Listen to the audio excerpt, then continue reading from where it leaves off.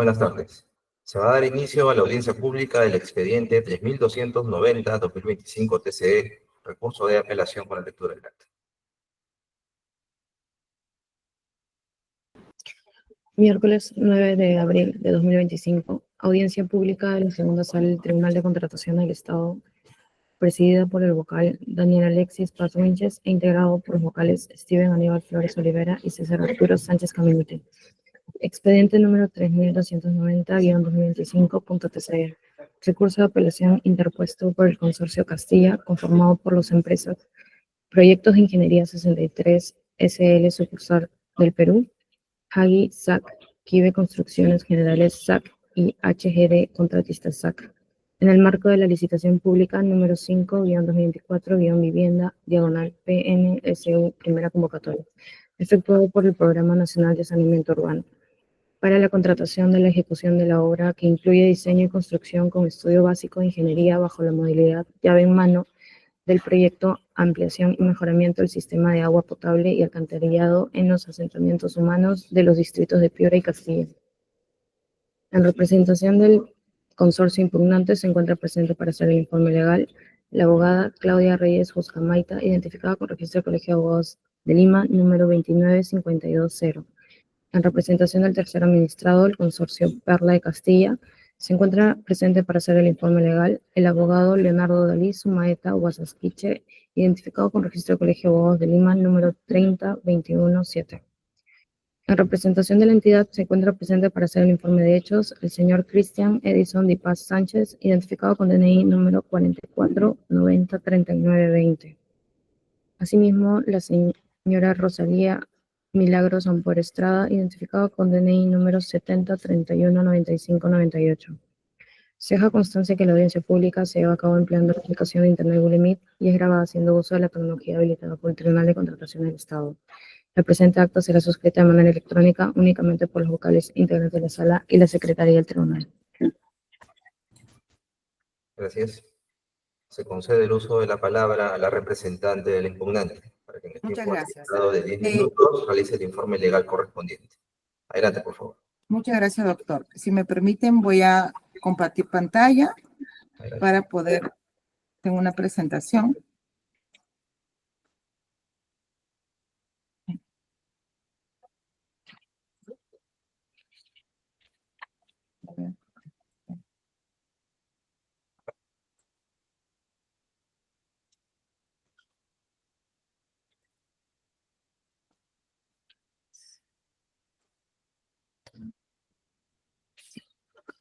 ¿Pueden visualizar, por favor, la página? Sí, se visualiza. A partir de este momento se contabilizan los 10 minutos. Muchísimas gracias. Señores miembros de la sala, señores asistentes, nosotros hemos presentado una apelación vinculada al proceso de selección a la licitación pública 05-2024, vivienda, convocada por vivienda, para una obra de saneamiento, y nosotros consideramos que tiene que descalificarse el otorgamiento de la buena pro al consorcio adjudicado Perla de Castilla y otorgarse la buena pro, en este caso, al consorcio Castilla por los siguientes argumentos que voy a pasar a exponer. ¿Por qué? En principio consideramos que la propuesta del consorcio Perla de Castilla tiene que ser descalificada o considerada no admitida, como lo ha reconocido expresamente la propia entidad en su informe, remitido después de los 3 días de declarar admitido esta apelación. ¿Por qué? Porque las bases del proceso, que son la línea de conducta que tenemos que seguir todos los participantes en el proceso y que establece las reglas de juego expresas para todos los participantes, incluidos para la entidad para la calificación, estableció claramente y expresamente que habían 2 formas de presentar al tercero o como parte del consorcio aquel que realizaría los trabajos de elaboración de expediente técnico. Recordemos que esta es una obra, que es un concurso oferta, que tiene la parte de elaboración de expediente técnico y ejecución de la obra. Las bases que determinaban, puedes incluir a la persona jurídica que realizará, o persona natural que realizará la elaboración de expediente técnico, o establecía la posibilidad de convocar a un tercero. y las bases de manera literal determinaron que para este efecto, quien opte por esta posibilidad era y tenía que acreditar un subcontratista. No determinaba y señalaba varios subcontratistas, era un solo subcontratista que debía cumplir ciertas condiciones. ¿Qué pasó en este caso? La empresa a la cual se le da la buena pro no presenta un subcontratista, presenta 2 subcontratistas, como pasaremos a precisar. Vemos específicamente las bases, literal H del numeral 221, determinan que para este efecto tiene que acreditarse un subcontratista especializado en la elaboración de expediente técnico. Las preconsultas, la consulta número 57, y que luego que está en el pliego absolutorio de consultas y que luego pasa a formar parte de las bases integradas, determinaban de manera literal un subcontratista. No decía varios subcontratistas. Recordemos en este aspecto, en este extremo, que las bases del proceso muchas veces dicen, pueden consorciarse 3, hasta 2, y acá determina claramente un subcontratista. Esto es una literalidad. No hay nada que interpretar. No es que me pueden decir, oye, no, que no establece prohibición. No. Todos los que nos presentamos en el proceso leímos las bases y sabíamos que la condición era un subcontratista que tenía que cumplir con ciertas características. ¿Y qué pasó en el presente caso? El consorcio Pérez del Castillo presenta a 2 subcontratistas. En el anexo 10 acredita a cada uno de ellos y cada uno de ellos, desvirtuando específicamente lo que establecían las bases, quiero ir a este cuadro final, y presenta esto, presenta 2 subcontratistas y con el objeto de acreditar, según ellos, 7 millones de soles. Porque recordemos que el subcontratista debía acreditar 4.595.000. Pero ¿qué pasó en este caso? Tiene por un lado EDIPSA, que ahora vamos a precisar, solamente acreditaría 4.330.000, y tiene como otro subcontratista Jorge Campos, que solamente acreditaría 2.389.000. ¿Y por qué señalamos que la acreditación presentada por EDIPSA tampoco cumple? O sea, hay 2 temas. Este tema tiene que ser totalmente desvirtuado. Él no cumplió con la condición porque puso 2, pero en el supuesto negado, que como ellos sostienen, que podrían poner 2, 3, 4 porque no hay límite, esa es la posición que establece la otra parte, EDIPSA tampoco cumpliría. ¿Por qué? Porque EDIPSA presenta un contrato en el contrato número 2, cuyo servicio concluyó en el año 2012. Está en el acta y obviamente lo que establece claramente las bases, voy a ir directamente a las bases determinan y dicen que tiene que haber sido un contrato que haya sido ejecutado los 10 años anteriores a la fecha de presentación de las ofertas. ¿Qué pasó en este caso? En el caso del contrato presentado, contrato número 2, elaboración de expediente definitivo, es un contrato que culminó en el 2012. ¿Pero qué pasa? ¿Y qué suspicacia hay en este caso? Que ellos presentan una conformidad del año 2021, pero en esa conformidad emitida el año 2021, literalmente dicen que terminaron en el 2012. Entonces tenemos 2 supuestos. No solamente, acá está, fecha de finalización del contrato, 2012. Si aplicamos la norma expresa, sabemos muy bien, acá está el artículo 168 y 169 del reglamento, que la conformidad se tiene que emitir entre los siguientes 15 días. Entonces, bajo la posición que me imagino va a sustentar y va a señalar la otra parte, pero a mí me metieron la constancia en el año 2021. Sí, pues, señores miembros del tribunal, me pueden haber emitido la constancia este año, pero lo lógico es que la experiencia es de 2012, hace más de 12 años, con lo cual este contrato no debió ser considerado, y con lo cual tenemos que en el supuesto negado que podría considerarse en la argumentación de la otra parte, solamente llega a 4.331.000, y el requisito es que cada quien debe llegar a 4.500.000. Entonces, ¿cuál es la racionalidad? El consorcio Pérez de Castilla sabía muy bien, conocía muy bien de esta limitación, y por eso es que presenta dos. Cuando sabía, literalmente, de acuerdo a las bases del proceso, que solamente podía presentar un subcontratista, uno. Y ese subcontratista tenía que tener una experiencia en la especialidad por 4.595.000. En este supuesto, presentó dos subcontratistas, supuesto negado, supuesto no permitido en las bases, y que declara de manera automática la no admisión de la propuesta, sino que complementariamente, y en el supuesto negado que podría ser su argumentación, podrían ser 2, 3, 4, 5, hasta 10, porque ese es el argumento que ellos sostienen, que no hay límite, ¿no? Solamente cumplió con 4.300.000.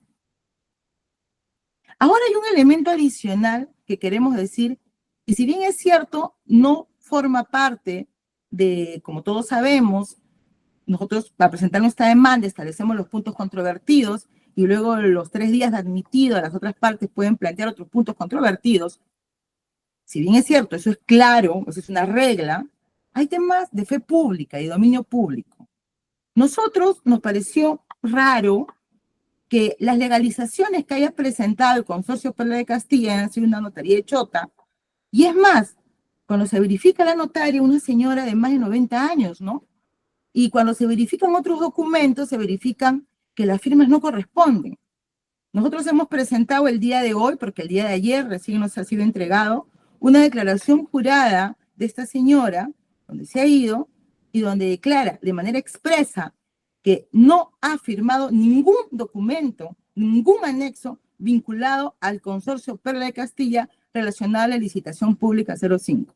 Entonces estamos presentando con documentos, documentariamente, no solamente que la propuesta presentada por el consorcio adjudicado con la Buena Pro no debe ser admitida porque incumplió las reglas del proceso, incumplió con las bases, sino que adicionalmente ha presentado documentación falsa, y no porque lo consideremos nosotros, sino porque el propio emisor, el propio notario ha señalado que nunca suscribió ni presentó ningún documento, ni realizó ningún trámite, ni notarió nada, ningún documento presentado al Consorcio Perla de Castilla. Y en este caso, si ustedes pueden revisar la propuesta, no solamente estamos hablando del anexo 10, que está relacionado al subcontratista, sino también al anexo relacionado a la promesa formal de consorcio. Ese anexo está, las 3 legalizaciones son legalizadas supuestamente por esta notaria, y la notaria ha dicho de manera literal, expresa, ha firmado y ha notariado, y pedimos que el tribunal lo consulte, y ha señalado que esa certificación, ese documento es totalmente falso. Sus firmas son falsas, le han falsificado la firma de la notaria. Entonces, ¿cómo es posible que podamos adjudicar y querer adjudicar una obra tan importante, de tal magnitud, por el gobierno, efectuada por el gobierno, una empresa que presenta documentación falsa? ¿Eso es posible? Señores miembros del tribunal, complementariamente a ello, también nosotros hemos considerado que existe otro punto que no cumplió de manera expresa la propuesta determinada por el Consorcio Perla de Castilla. Termino rápidamente, sí. Le vamos a conceder 2 minutos adicionales para que termine. Sí, pero en realidad con lo primero ya he dicho todo, lo más importante. No puede adjudicarse la Buena Pro a una empresa que presenta documentos falsos. Eso no se puede hacer. En el Estado peruano eso no es seguridad jurídica, y menos si no cumple con las bases. Ahora bien, el tema, otro punto, la operación asistida, valor referencial, si bien era 6.900.000 y está en el anexo, el documento que acompaña este número, los anexos que acompañan y que determinan el número final que debió consignarse acá. El número final acá está bien, pero el tema es que los anexos presentan serias incongruencias. Para nosotros lo estoy exponiendo porque es un punto presentado también en nuestra apelación, pero lo importante es el primer punto.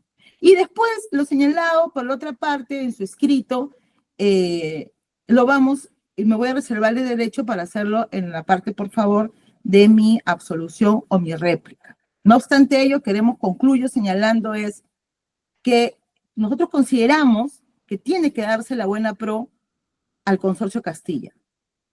No obstante ello, estamos supeditados a lo que diga la sala. Pero lo que sí no creemos correcto es que una sala pueda confirmar una Buena Pro a una empresa que presenta documentos falsos.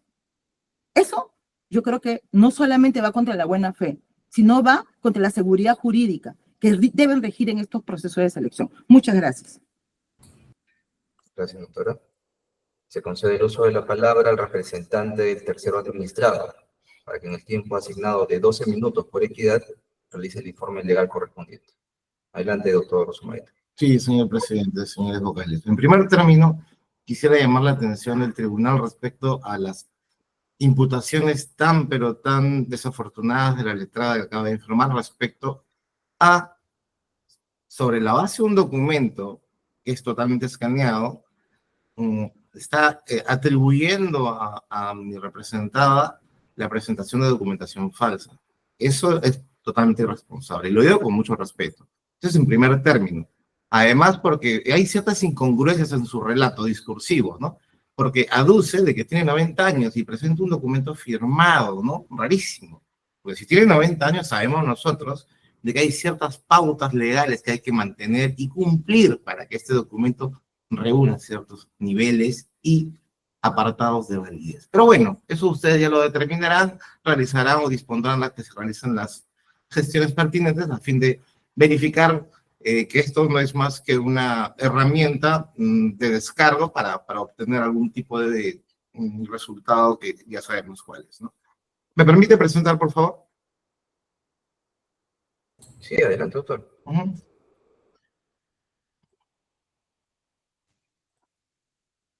¿Se puede ver? Disculpe. Sí, póngalo en modo presentación para que se pueda ver en pantalla grande. Está en modo presentación en este momento. Me confirma, por favor. En todo caso, verifique de todas maneras que pueda ir avanzando conforme vaya realizando su exposición. Ok, ahí está en modo presentación. ¿Lo puede ver? Todavía se visualiza como parte de la pantalla de PowerPoint. No está en pantalla completa. A ver, un segundito.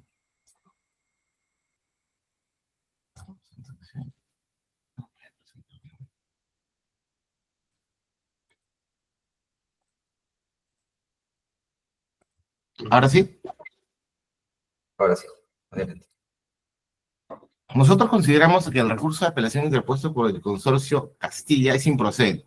Y lo decimos sobre la base de hechos fácticos, no sobre la base de conjeturas. Veamos por qué. Veamos qué es lo que hace, cuál es el petitorio. Veamos, es clarísimo. Interponemos recurso de apelación contra el otorgamiento de la buena pro a favor de ellos mismos, o sea, del consorcio Castilla.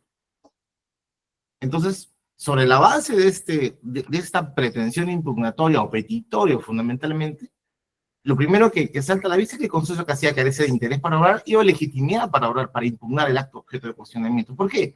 Porque es totalmente impropio, por decirlo menos, de que a través de una apelación contra un otorgamiento de buena pro, el impugnante cuestione un acto que supuestamente le favorece, pero que además, como tiene una particularidad, es inexistente.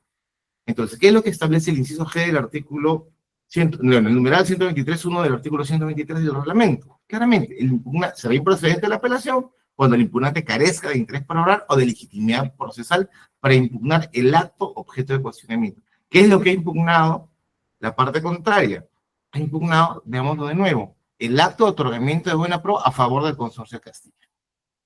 ¿Se puede impugnar un acto inexistente o un acto que me favorece? No. Entonces, sobre esa base, claramente no hay interés ni legitimidad procesal para imputar el acto que es materia de cuestionamiento. Pero además, no existe conexión lógica, señores vocales, entre los hechos expuestos en el recurso de apelación y el petitorio contenido en el mismo. ¿Y por qué no existe? Porque, claro, por un lado dice que apelan de la buena pro otorgada a ellos mismos y por otro lado, en la fundamentación de los hechos que sustentan el petitorio, sostienen otra cosa, sostienen que están cuestionando la adjudicación de la buena pro otorgada a favor del consorcio Perla de Castilla. Entonces, esta incongruencia, esta ausencia de conexión lógica, lógicamente también, para la redundancia, que es parte de un error propio del estudio de abogados, trae consigo la improcedencia ineluctable del recurso de apelación. Pero acá viene un aspecto que hemos puesto de relieve el día de ayer, que el recurso de apelación también es improcedente porque no ha sido suscrito por el representante legal o el representante común del consorcio. Ayer hemos presentado un dictamen pericial documentoscópico que ha sido practicado por un perito judicial, el señor Urcia Bernabé. ¿Cuáles son las conclusiones? En términos sencillos, los señores impugnantes han copiado y pegado la firma del representante común en la apelación, en la subsanación, en el escrito 3 e incluso en el escrito que ha autorizado a la letrada que está informando en este acto. Entonces no voy a detenerme en esto por una cuestión de tiempo. Entonces, ¿qué establece el inciso del numeral 123.1 del artículo 123 del reglamento? Dice, el recurso de apelación presentado ante el tribunal es declarado improcedente cuando el que suscriba el recurso no sea el impugnante o su representante. Pero hay que darle contexto, ¿no? O sea, desde nuestra óptica y claramente verificable, es evidente de que el representante común del consorcio no ha suscrito el recurso de apelación ni el de subsanación. Y por eso debemos tomar en cuenta lo que dice el literal B del artículo 122 del reglamento.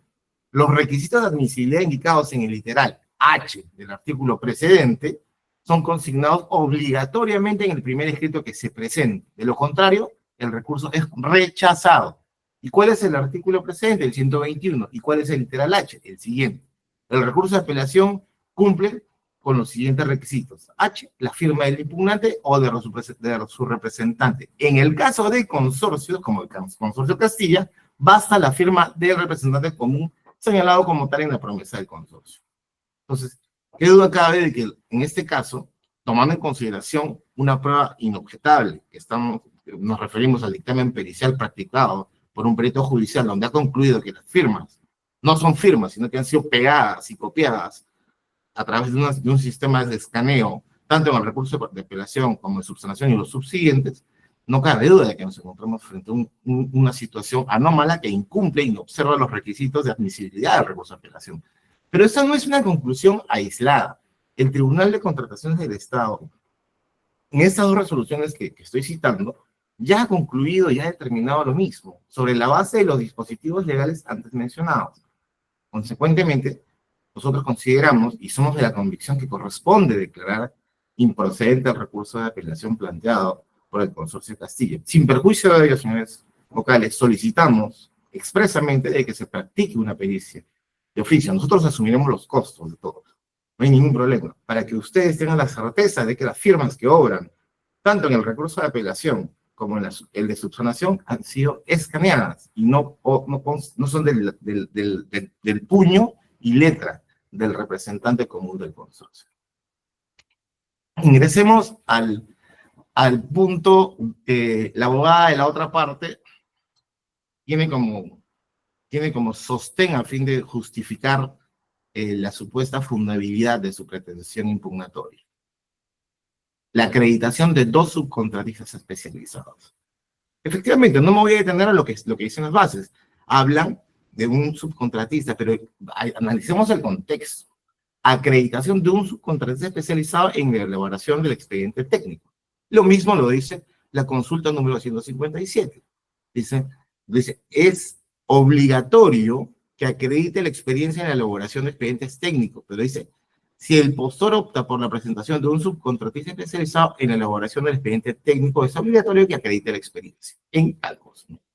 Entonces, la pregunta que nosotros nos hacemos, y eso es razonar dentro del mundo jurídico, no apartándonos del ordenamiento jurídico. No olvidemos que las contrataciones públicas no son una isla.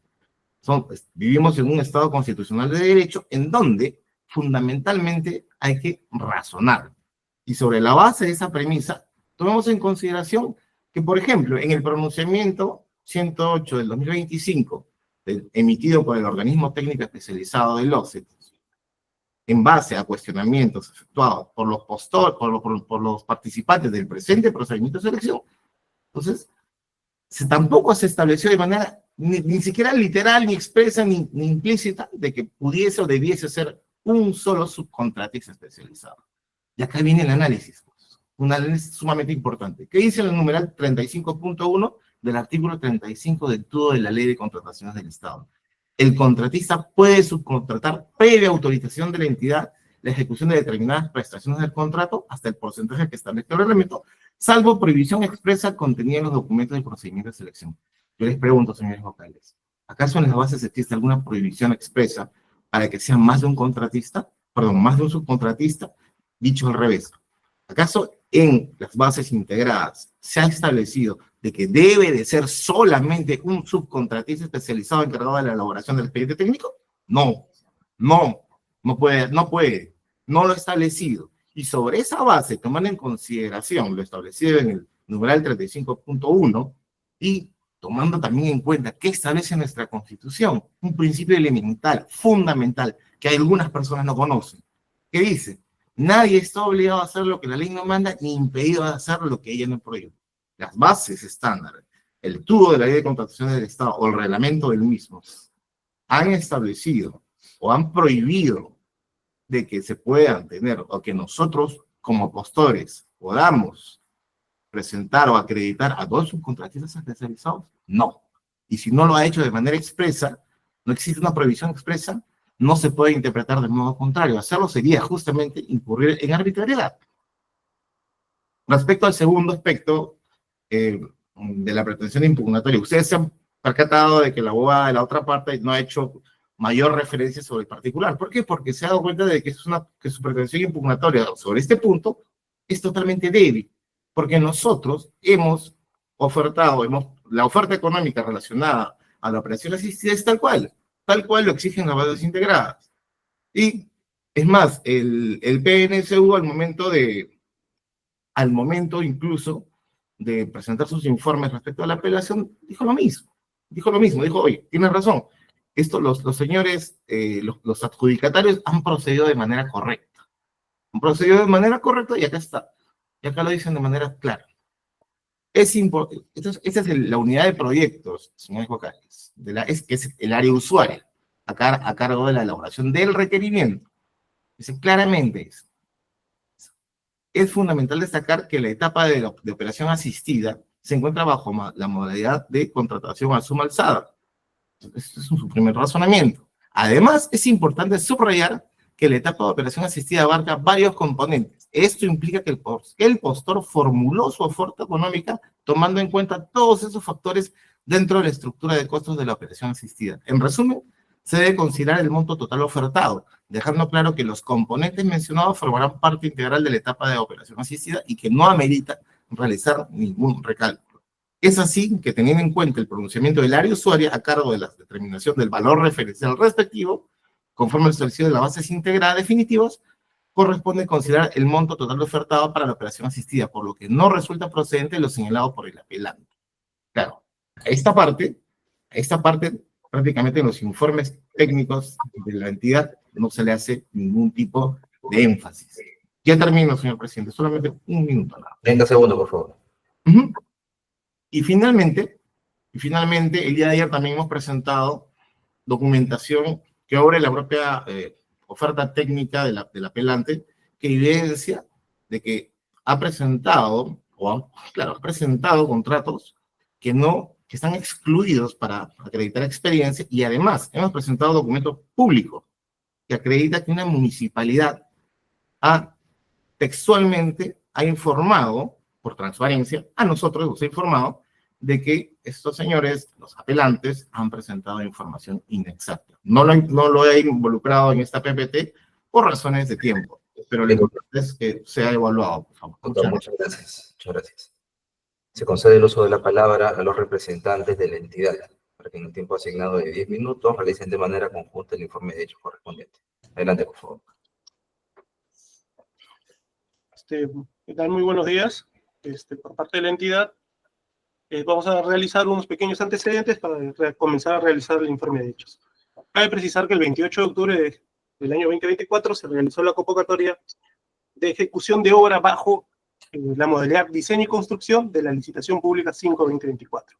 Ahora bien, con fecha 25 de febrero del año 2025 se realizaron la presentación de ofertas en la plataforma de SEACE, entre las cuales se encuentran la oferta del impugnante, que es el Consorcio de Castilla, y la oferta del consorcio adjudicatario, que es el Consorcio Perla Castilla.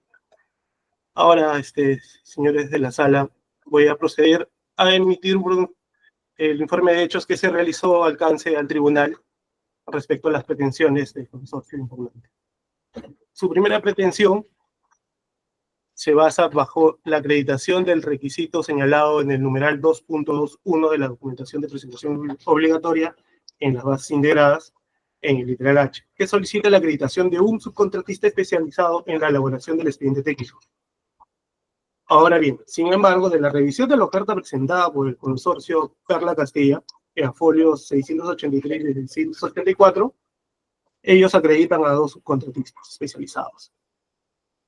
Tomando las palabras del consorcio impugnante, los documentos del procedimiento de selección, tanto las bases integradas, pliego de absolución de consultas, señalaron que para la acreditación de este literal H del subcontratista especializado solamente se necesita acreditar a un solo subcontratista. Esa es la formalidad que solicitaron las bases integradas definitivas del procedimiento, por lo cual, ante la acreditación de 2 subcontratistas especializados, no cumpliría con dicho requisito, por lo cual la entidad en su informe técnico solicitó declarar la no admisión de la oferta del consorcio Perla Castilla. Procederemos con el pronunciamiento que emitió la entidad respecto a la segunda pretensión. La segunda pretensión se basó en la admisión y calificación de la oferta presentada por el consorcio Perla Castilla respecto al incumplimiento de los términos de referencia general definitivos, que son un documento anexo a las bases definitivas de la licitación pública 5. Y esto es respecto a la modificación del valor referencial de la operación asistida. Sobre este punto, la entidad precisó que el numeral 2.14 de los términos de referencia señaló lo siguiente, y lo voy a leer textualmente. El valor referencial para la operación asistida es de 6.984.516.16 soles, el cual no podrá ser modificado según lo dispuesto en el literal A del artículo 35 del reglamento de la Ley de Contrataciones del Estado. Ahora bien, sin embargo, se procedió a hacer, en mérito al recurso de apelación, procedimos a hacer la revisión de la oferta económica presentada por el consorcio Perla Castilla desde el folio 629 al folio 634, que incluía lo que es la presentación de la oferta económica respecto a la operación asistida. Para no ir partida por partida que fue presentada en el recurso de apelación por parte del consorcio impugnante, realizando todas las operaciones aritméticas de las supuestas errores que hubo en esta oferta, efectivamente, el monto correcto que debió consignar el consorcio Perla Castilla asciende a 6.981.004.29, y no el monto solicitado en las bases, que era 6.984.500.16. Al respecto, hay que señalar que el reglamento de la Ley de Contratación del Estado, en lo que refiere a subsanación de ofertas estipulado en el artículo 64, señala que en los sistemas de contratación a precios unitarios o tarifas, cuando se advierta errores aritméticos, corresponde su corrección al órgano encargado del procedimiento, esto es decir, corresponde corregirlos al comité de selección. Pero como apreciamos, la norma solamente regulaba lo que es sistemas de contratación a precios unitarios. Y esta operación asistida fue convocada a suma alzada. Al respecto a las bases de la licitación pública 5, en el numeral 1.11 de la sección específica, lo que refiere a subsanación de las ofertas, señala lo siguiente, y lo voy a leer de manera literal. La subsanación de ofertas se sujeta a lo establecido en el artículo 60. La corrección aritmética a la que se hace referencia en el numeral 60.4 de dicho artículo también procede a la corrección en la ejecución de obras a suma alzada. Esto quiere decir, si bien la operación asistida es a suma alzada, también el comité de selección tenía por competencia corregir los errores aritméticos que fueron presentados en su oferta económica. Por lo cual, considerando que el monto debiendo corregir las partidas que se ha establecido en el recurso impugnativo, del consorcio impugnante, efectivamente el monto de la operación asistida debió ser modificado a 6.981.004.29, por lo cual, teniendo la regla de que el valor referencial de la operación asistida no podría ser modificado, se debería declarar también no admitida al no cumplir este requisito. Eso es lo que la entidad, en su informe de hechos, ha determinado en un informe técnico como abastecimiento. Y es lo que la entidad hace de conocimiento a la sala. ¿Esa es toda la exposición de la entidad? Sí. Ok. Gracias. Se consulta a la representante del impugnante si va a hacer uso de su derecho de réplica. Sí, por favor. Por 3 minutos, doctora, adelante. Muchas gracias. En primer lugar, quiero hacer una precisión, pongo acá la foto. El petitorio está claro. Hablamos de petitorio, petitorio, acá está la palabra petitorio, simplemente se revisa y están los 4 petitorios de este proceso, donde claramente dice que se carga la no admisión y descalificación de la oferta presentada por el Consejo Superior de Castilla. No está leyendo el señor, bueno, me imagino quiere hacer alguna defensa, el petitorio de manera expresa.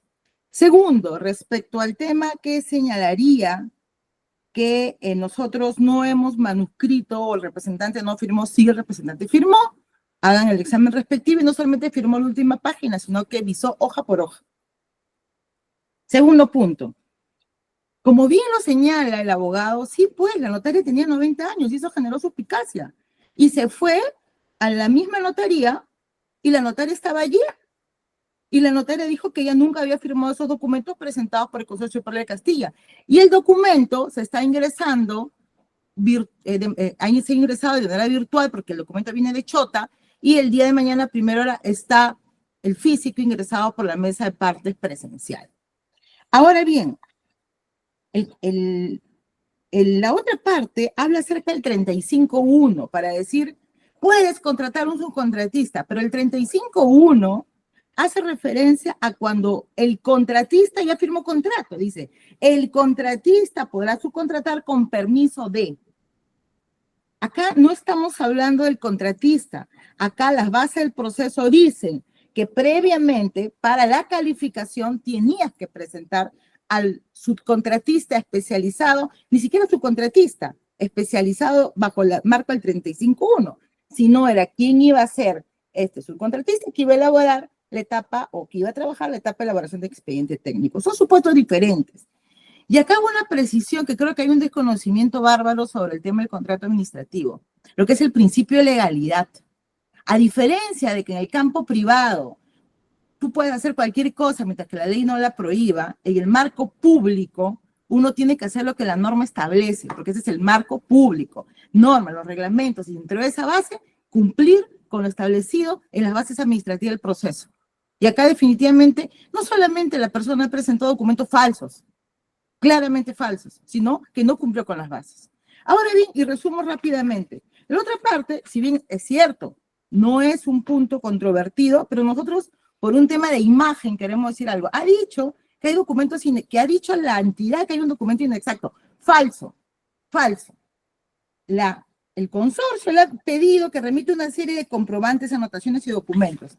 Lo único que ha hecho la municipalidad de Pitipo es mandarle los documentos, los comprobantes. Yo supongo que ellos han hecho una suma y han dicho, oye, no me cuadran las sumas. Pero hay un tema, así como ellos han revisado Infoobras, en Infoobras queda claramente establecido el monto exacto de la obra y la constancia y está el acta por el monto de los 35 millones. Así que no hay ninguna inexactitud, no hay ningún documento de nuestra propuesta que diga que existe algún documento inexacto.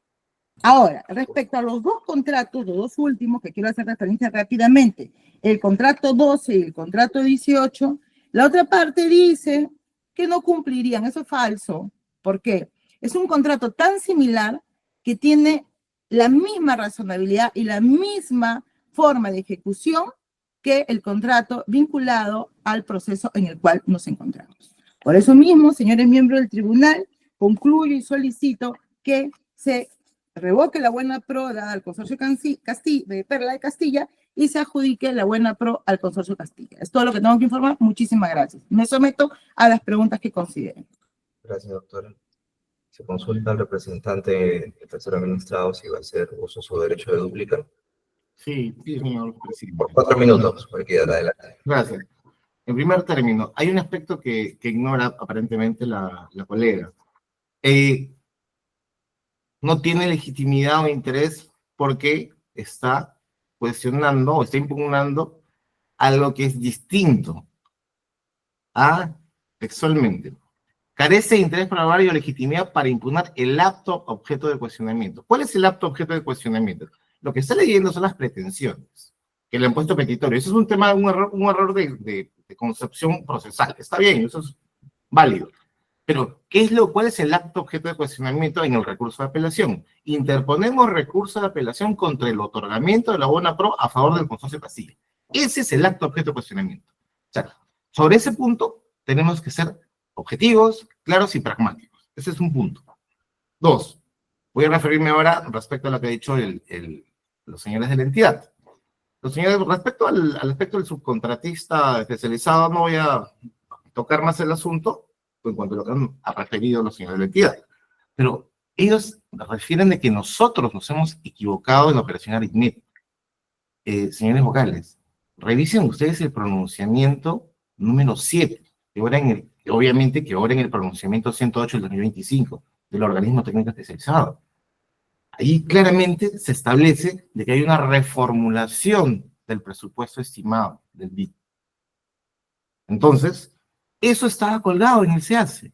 Nosotros no hemos más que reproducido la estructura de costos de la operación asistida, que en la estructura de costos que colgó la entidad en el SEACE hubieran errores, pequeños errores aritméticos, es una cuestión que no nos es imputable.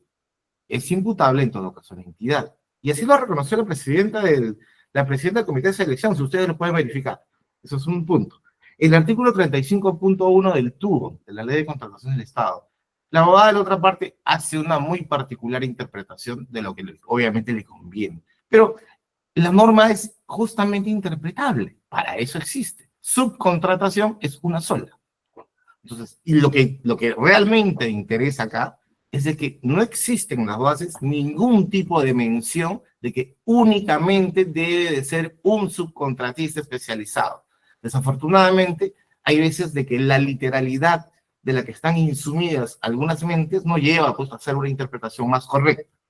Otra cosa, un punto adicional, principio de legalidad. Quienes hablan del principio de legalidad, desconociendo el Estado constitucional de derecho, sencillamente están hablando de formalismos, ritualismos estériles. Esto es, todo el ordenamiento jurídico se insume sobre la base del Estado constitucional de derecho. Y lo sabemos nosotros. Ustedes que aplican los principios constitucionales a fin de resolver controversias en todo momento.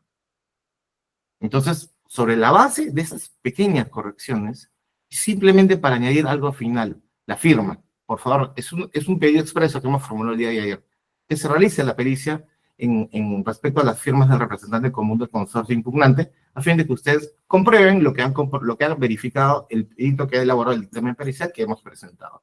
Por esas consideraciones solicitamos el decreto improcedente en primer término el recurso de apelación planteado por la parte impugnante, o en todo caso infundada las pretensiones, no petitorios, las pretensiones contenidas en el recurso de apelación. Muchas gracias. Gracias. Se consultan los representantes de la entidad si desean añadir algo a su informe. Toma la palabra la presidenta del Comité de Selección. Por favor, encienda su cámara y por 3 minutos. Buenas tardes. Lo que sucede es de que el 20 de marzo se realizó la reconformación del comité, cuando ya se había otorgado la buena pro, nos corre traslado con relación al recurso de apelación. Se llegó a remitir, en este caso, como miembros del comité de selección, la carta 1 del 2025, el 28 de marzo, en donde a folio 19 se llega a concluir de que existen errores aritméticos dentro del mismo expediente técnico que está en el tomo 27, a folio 288, 289, 290 y 291, en donde doy mi voto discordante en que se debe de sanear el procedimiento de selección. De igual manera se le hace llegar a la misma sala para que tome en consideración. Eso es todo por mi parte. Muchas gracias. Habiendo culminado con los informes, vamos a pasar a la sesión de preguntas. En qué sentido se le consulta al doctor Flores si desea formular preguntas. Buenas tardes, señor presidente. Sí, por favor. Adelante, doctor. Gracias. Buenas tardes con todos los presentes. En primer término, la doctora Claudia Reyes, representante del impugnante. Doctora, buenas tardes. Buenas tardes, doctor. Doctora, la primera pretensión expuesta en su recurso de apelación está dirigida a que se declare no admitida la oferta del hoy adjudicatario en relación a este requisito establecido en el literal H de los documentos obligatorios para la admisión de la oferta, ¿no? Que según las bases integradas dice acreditación de un subcontratista especializado en elaboración del expediente técnico. Anexo 10 de corresponder. Y ese requisito hace referencia en pie de página al pliego de absolución de consultas y observaciones, específicamente a la consulta 57. Si nos vamos a la absolución de consultas, específicamente la 57, vemos que el tenor de esa consulta fue de que no se habría incluido en ese listado de documentos obligatorios la referencia al anexo 10. Y en atención a esta consulta, el comité contesta de que sí, que se va a incluir y se hace referencia, ¿no?, a que si el postor opta por la presentación de un subcontratista especializado, es obligatorio que acredite la experiencia de este subcontratista, ¿no? Y se precisa, en la parte conclusiva de esa consulta, se precisa el tenor del requisito, ¿no? Subcontratista especializado. Sí, y haciendo ese preámbulo, mi pregunta es si la esencia o el sentido, mejor dicho, de esta consulta era que se incluya en el listado de documentos obligatorios este anexo 10, ¿no? ¿Por qué extender esa interpretación a que necesariamente tenía que ser un subcontratista y no dos, como habría presentado o ha presentado el adjudicatario en su oferta? Y que usted solicita que por esa razón se le declare no admitido. Doctor, yo no estoy interpretando, yo estoy leyendo lo que dicen las bases. Y las bases tienen que ser claras y expresas, porque si vamos a comenzar a interpretar, y eso es, hay muchos enunciamientos que determinan que la razonabilidad de las bases es que uno vaya a la literalidad y que sean congruentes. No solamente está la pregunta que vuelve a decir un subcontratista, sino que específicamente las bases hablan de un subcontratista.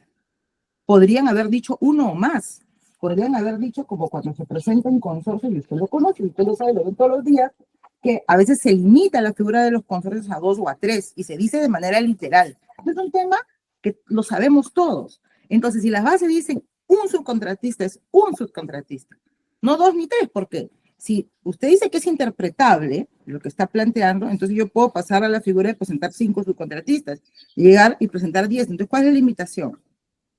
Yo no estoy interpretando, estoy yendo a la literalidad y eso es lo que tiene que mantenerse. La literalidad era un subcontratista. De acuerdo, esa es la aplicación que usted considera que debería darse a este requisito. Y yendo un poco más allá, ¿en qué desnaturaliza o en qué perjudicaría que para efectos de la elaboración del expediente técnico, el contratista, el ejecutor, cuente con 2 subcontratistas? Mire, ¿en qué desnaturaliza o cuál es la ventaja competitiva para presentación de la oferta? Todos los postores buscaron aquellos que tenían la posibilidad, pusieron a un especialista en el tema de elaboración de expediente técnico como parte del consorcio. Pero otros, como el caso de la empresa que debidamente se adjudicó la Buena Pro y otros contratistas que querían tenerlo como subcontratista, han tenido que buscar a uno que cumpla con las características establecidas en las bases. ¿Y cuál es esa característica establecida en las bases? Que como mínimo haya acumulado una experiencia de 4.5 millones. Entonces sí es una ventaja.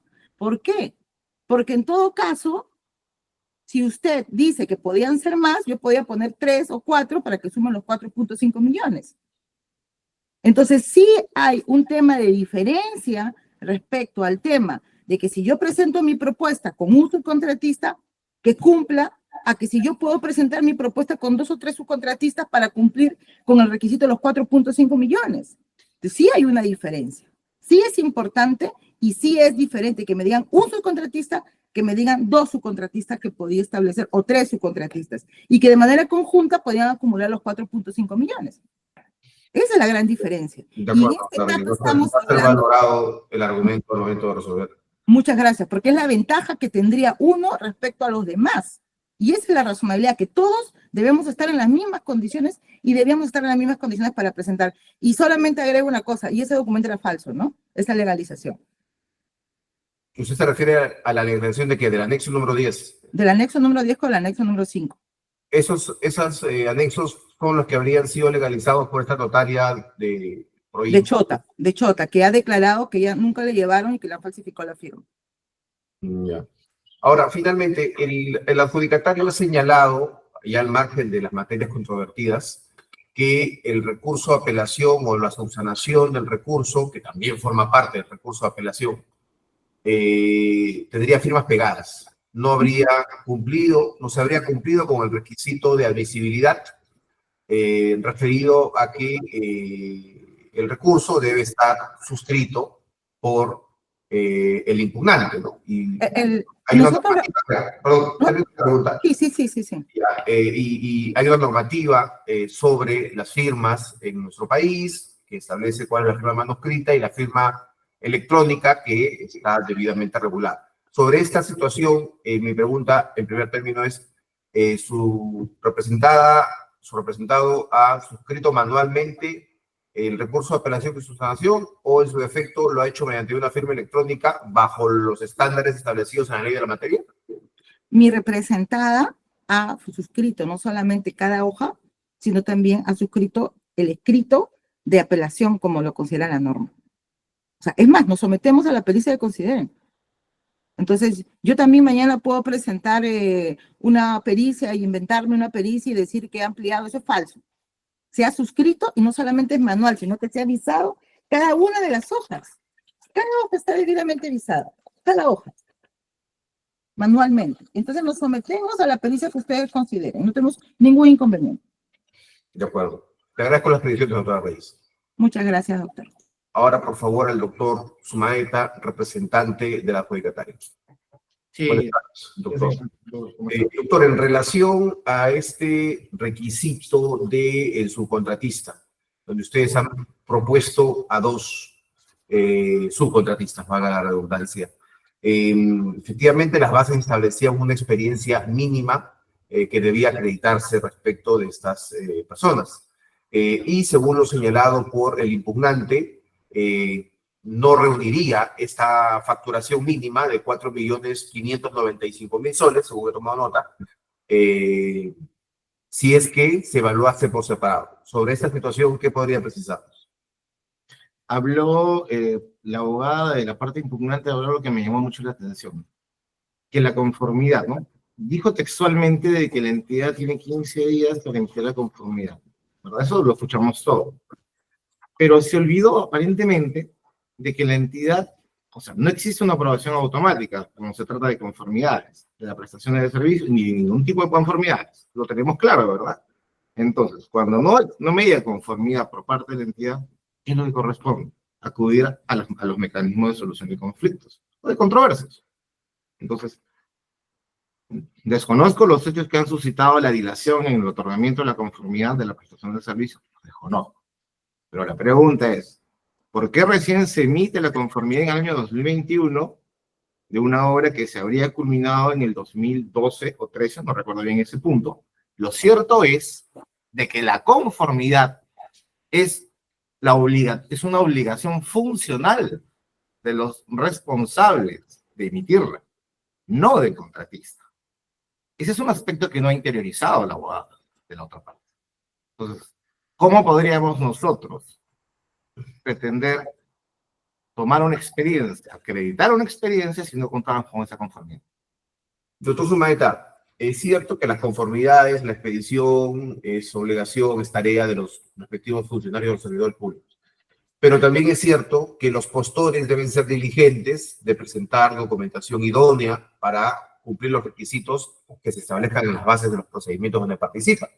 Entonces, en este procedimiento se han establecido ciertos requisitos, ciertas condiciones para los subcontratistas en caso estos sean propuestos por los postores. En este caso, la impugnante está señalando con claridad que una de las experiencias de uno de los subcontratistas fue expedida, o fue, mejor dicho, adquirida la experiencia, mucho más allá de los 10 años que establecía el requisito, y que por ende esa experiencia no podría validarse, y con ello no alcanzaría el mínimo de experiencia. Entonces, más allá de que la conformidad se haya expedido en 2021 tardíamente por responsabilidad de quien fuere, lo que se está imputando es que esa experiencia, una de esas experiencias es superior, es anterior a los 10 años, y por ende no sería válida. Sobre tal situación que podría precisarlo, porque con ello no alcanzaría, entiendo, el subcontratista EDITSA, el monto mínimo establecido en las bases para acreditar la experiencia de este subcontratista. Claro, pero eso si partimos de la premisa de que las bases exigen únicamente a un subcontratista especializado. Nosotros partimos de la premisa contraria, señor vocal, con mucho respeto. Ya. Partimos, Volvemos al inicio, perdón que le corte aquí, volvemos al inicio, el tema de que puede ser más de uno, pero no desvirtúa entonces que esa experiencia no sería válida y por ende no alcanzaría los 4,5 millones. No. Yo no, lo que digo es de que la conformidad y la fecha de la expedición de la misma no es un aspecto que pueda imputarse como ausencia de diligencia del contratista, sino por el contrario, es una ausencia de cumplimiento de funciones de parte de la entidad. Sabemos que hasta se aperturan procesos, se inician procesos arbitrales sobre la base del no otorgamiento de la conformidad de la prestación del servicio. Entonces, ese es un aspecto que también la sala debe interiorizar. Necesariamente nosotros no tendríamos por qué asumir las consecuencias de actos de terceros, porque justamente de eso se trata la debida diligencia. De acuerdo, doctor Fumaesa, van a ser valorados los argumentos también al momento de resolver. Muchas gracias. Finalmente, señor presidente, con su venia, por favor, a los representantes de la entidad. Buenas tardes. Muy bueno. Buenas tardes. Ustedes han coincidido con el impugnante en su cuestionamiento sobre el número de subcontratistas que sería permitido. Mi pregunta es, más allá de de que se puso un subcontratista, ¿no? Y no dos o más, ¿no? ¿Existiría algún perjuicio en la ejecución contractual, algún inconveniente, si es que el contratista, el ejecutor, cuenta con 2 subcontratistas para poder elaborar el expediente técnico? ¿Se desnaturalizaría la prestación y por ende resultaría ineficiente la contratación? Con permiso, señor vocal, independientemente de que se haya considerado un solo subcontratista, debemos precisar que justamente para poder a futuro tener en la ejecución tener un respaldo, hay que recordar las responsabilidades del que elabora justamente el expediente técnico de obra. Si fueran 2 subcontratistas que hagan el expediente técnico de obra, ¿cómo se divide o subdivide esta responsabilidad? Pero el responsable frente a la entidad siempre va a ser el contratista.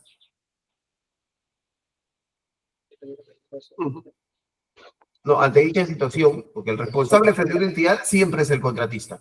Más allá de que quien haya sido el subcontratista, el contratista, este último es quien responde por la adecuada ejecución del contrato.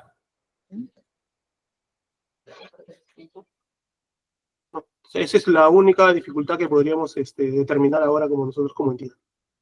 Muy bien. Okay. Le agradezco las precisiones. Es todo de mi parte, señor presidente.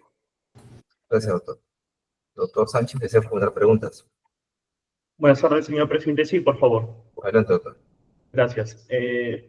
Para el tercer administrado, doctor Sumaita, ¿qué tal? Buenas tardes. Buenas tardes, doctor Sánchez. El impugnante en su recurso de apelación ha cuestionado que el anexo número 6 que presentó su representada adolecería de diversos errores insubsanables, ¿no? Que modificarían la oferta económica. Y para tal efecto ha hecho referencia a ítems que poseen, digamos, errores en los componentes de cada uno de ellos, ¿no?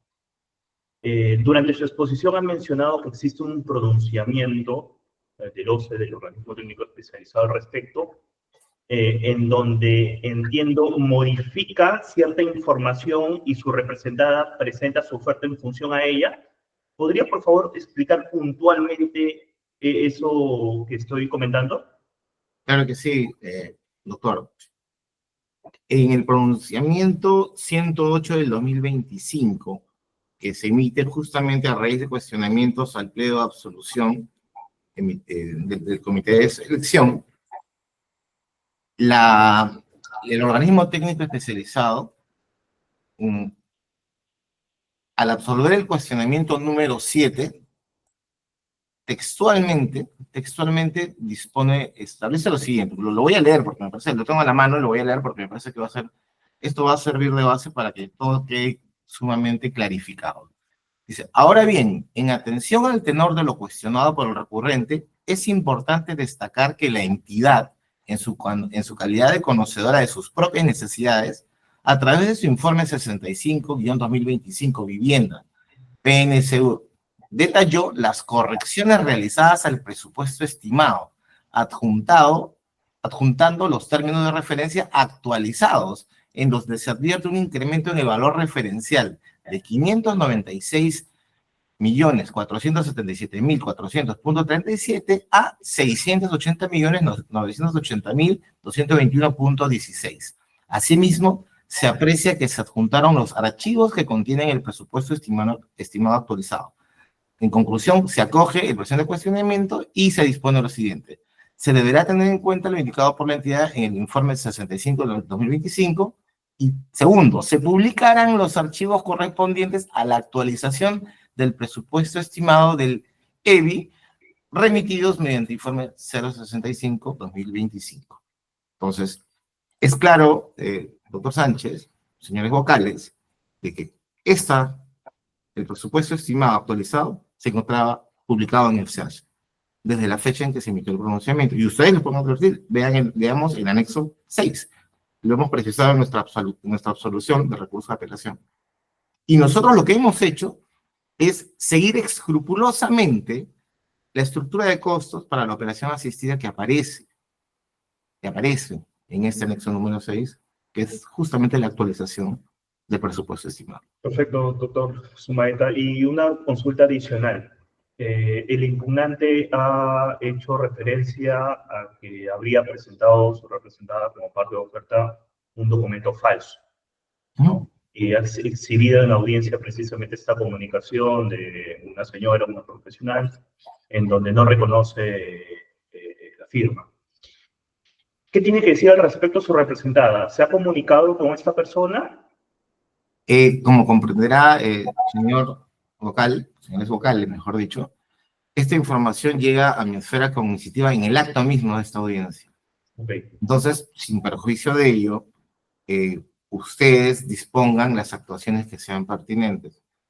Pude conversar en el lapso que estuvo interviniendo la abogada de la otra parte y me dijo, bueno, esto es totalmente falso. Simplemente tenemos toda la documentación acreditativa de que esto no es cierto, pero claro, todo se prueba con documentos, lo sabemos. Entonces, para eso existen las actuaciones que se deben practicar a fin de acreditar los hechos que cada uno alega. Listo. Gracias, doctor Sumaeta, por sus precisiones. Con la venida del señor presidente para la entidad, por favor. Gracias. Yo he revisado. Perdón. Buenas tardes, señores. Buenas tardes. Hemos escuchado los comentarios por parte del adjudicatario con referencia a los cuestionamientos efectuados al anexo 6 de su oferta, ¿no? Que señala que por medio existe un pronunciamiento donde se corrigen estos puntos, ¿no? Y que ha presentado su anexo 6 en función a ello, ¿no? Que se encuentra registrado en el SEAS. ¿Qué opinión tiene al respecto la entidad? Con relación al tomo 27, en el tema de presupuesto que se encuentra a folio 288, 289, 290 y 291, persiste todavía los errores aritméticos, que nosotros también en el mismo informe que hemos elevado el 28 de marzo del 2025 con carta 1, hemos consignado las capturas de pantalla y se ha precisado también los tomos y los folios en donde se puede verificar y corroborar de que sí existe un error aritmético por parte del expediente que está publicado en la plataforma del SEAS. Y ustedes también lo pueden verificar. Es decir, aún así, habiendo el adjudicatario presentado, digamos, su anexo 6 sobre la base información corregida, entiendo, con ocasión de un pronunciamiento, ¿subsisten errores aritméticos? Así es correcto. Ok, será valorado por la sala. No tengo más consultas que formular, señor presidente. Gracias. Muchas gracias. Por mi parte, no voy a formular preguntas. En tal sentido, sea por culminada la presente audiencia pública. Agradeciendo a todos por su participación. Buenas tardes. Buenas tardes, gracias.